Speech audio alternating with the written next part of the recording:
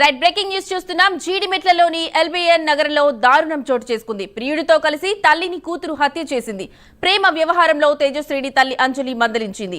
కోపం పెంచుకున్న తేజశ్రీ ప్రియుడు శివ అతని తమ్ముడు యశ్వంత్ తో కలిసి తల్లిని చంపేసింది. ఈ ఘటనపై పోలీసులు కేసు నమోదు చేసి దర్యాప్తు చేస్తున్నారు.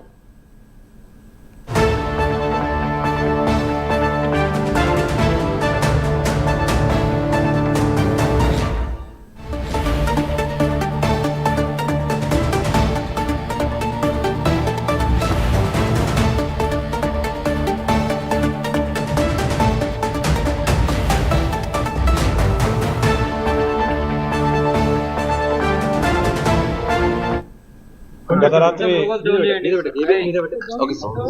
రాత్రి 11:30కి నైట్ 11:30కి జీడిమెట్ల పోలీస్ స్టేషన్కి ఒక సమాచారం వచ్చింది.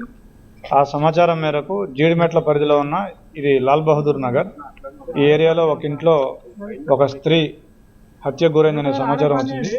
దాంతో ఇమీడియట్గా SHO జీడిమెట్ల అండ్ స్టాఫ్ వచ్చి పరిశీలించగా 39 సంవత్సరాల వయసున్న అంజలి అనే మహిళ చనిపోయి కనిపించింది.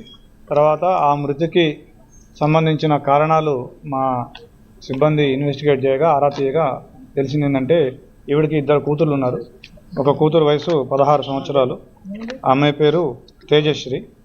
ఆ అమ్మాయి ఈ నెల 19వ తారీఖు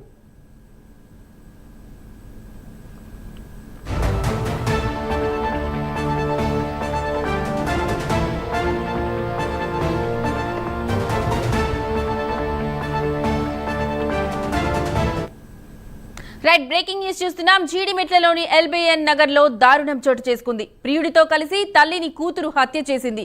ప్రేమ వ్యవహారంలో తేజశ్రీని తల్లి అంజలి మందలించింది. కోపం పెంచుకున్న తేజశ్రీ ప్రియుడు శివ అతని తమ్ముడు యశ్వంత్ తో కలిసి తల్లిని చంపేసింది. ఈ ఘటనపై పోలీసులు కేసు నమోదు చేసి దర్యాప్తు చేస్తున్నారు.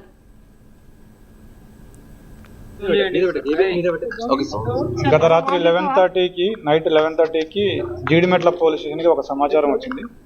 ఆ సమాచారం మేరకు జీడిమెట్ల పరిధిలో ఉన్న ఇది లాల్ బహదూర్ నగర్ ఈ ఏరియాలో ఒక ఇంట్లో ఒక స్త్రీ హత్య గురైందనే సమాచారం వచ్చింది. దాంతో ఇమీడియట్గా SHO జీడిమెట్ల అండ్ స్టాఫ్ వచ్చి పరిశీలించగా 39 సంవత్సరాల వయసున్న అంజలి అనే మహిళ చనిపోయి కనిపించింది. తర్వాత ఆ మృతికి సంబంధించిన కారణాలు మా సిబ్బంది ఇన్వెస్టిగేట్ చేయగా ఆరా తీయగా తెలిసింది ఏంటంటే ఈవిడికి 2 కూతుర్లు ఉన్నారు. ఒక కూతురు వయసు 16 సంవత్సరాలు. ఆ అమ్మాయి పేరు తేజశ్రీ.